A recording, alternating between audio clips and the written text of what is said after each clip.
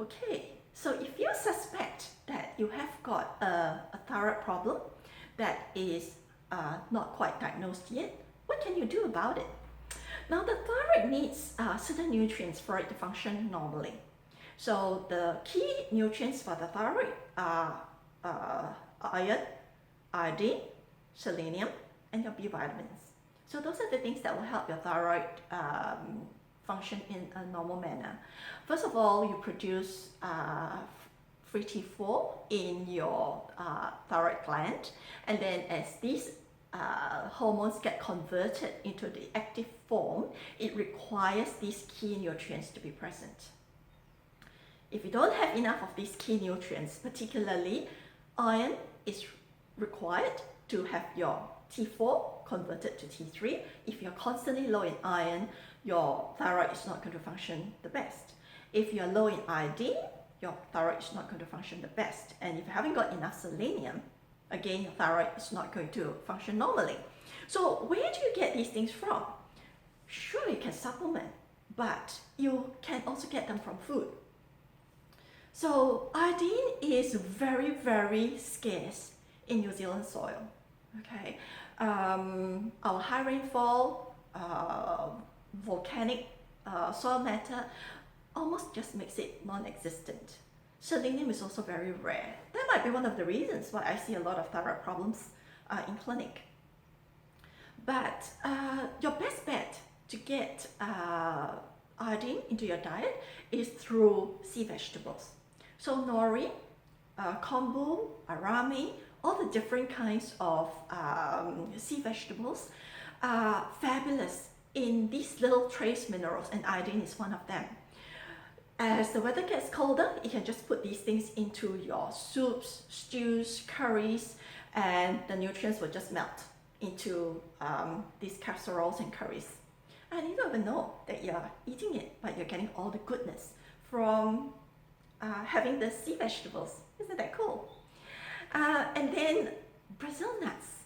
That is a very good rich source of selenium, or you can do selenium by itself, and iron. So a lot of women of menstruating age actually have got low iron. And the low iron can be because the intake is not adequate, or it can be because of heavy clotty periods. So if the periods are heavy and clotty, they tend to lose a lot more iron than they are consuming. And to get it from a food source, if you are non-vegetarian and you do eat meat, red meat will provide you with some iron, but I'm not a big proponent of you having lots and lots of red meat. Yes, it can be a part of your diet, but you can't be chucking down red meat all the time. So getting it from other food sources like spinach, that's a vegetarian source of iron, or some other types of animal-based products. You will also want to note that you need adequate levels of B12 and intrinsic factor in order for iron to be absorbed properly. So iron is one of those things that is a bit sticky. You don't want too much of it, but at the same time you want adequate amounts of it. But safe to say, more often than not, women of menstruating age probably don't have enough of them. So if you don't have enough iron, it's going to be a struggle for your body to convert free T4 to free T3, hence you have less of the active hormones. If you're looking at a set of tests that you've done at the doctor's, then you want to look at some of these numbers. Okay, if you have got a high TSH, it means that your pituitary is shouting really loudly to your thyroid. It can be because your thyroid is not producing enough hormones or not converting the hormones. Then make sure that these nutrients are adequate for the conversion. There's one other group of people where the thyroid is subpar, subclinical, but they don't really have a conversion problem. And these are the people with autoimmunity. They have Hashimoto's disease. And this really is a condition where the hormones are adequate, but the body keeps attacking against itself. If you do have autoimmunity, be very, very careful. Do not supplement with iodine. You can still get it from some food that you're eating, whole foods, but do not supplement.